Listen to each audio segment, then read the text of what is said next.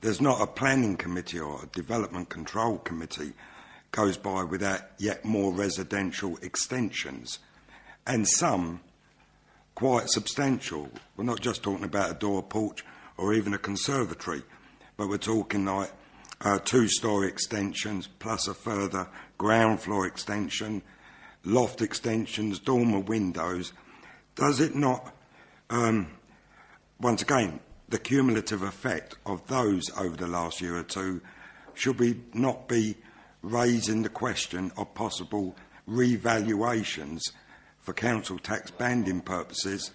All I'm saying, there must be properties that have, shall we say now, might be in the C band, more appropriately in the D band, or the D band more appropriately in the E band. But it appears to be nothing that's followed through. It's one of those uncoordinated actions. Extensions go on, properties are made bigger, but there doesn't seem to be any automatic follow-up for revaluation purposes. And I'm talking about trying to get some more money into Councillor Drage's kitty. Should we not consider, or maybe this is more appropriate for any recommendations, that as an authority through the LGA,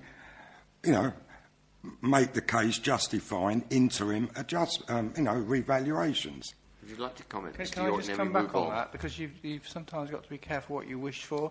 I mean, one of the potential problems if there was a revaluation nationally is that sort of properties in London would rise more than properties in the rest of the country. I mean, there's already a feeling that council tax, because in assessing grant, the government takes account of how much you raise through council tax.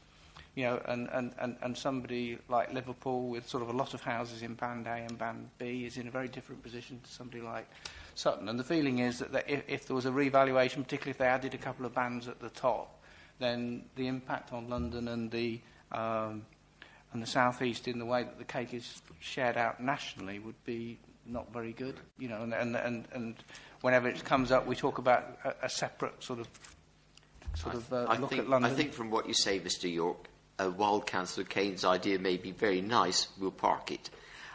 What we need to be clear about is that we're not actually here recommending alternative means of raising revenue so that we appear to have a 0% council tax. So we do definitely need to kick into touch this idea of sending round council inspectors to snoop on extensions to see if we can actually fleece people to maintain the premise of a 0% council tax.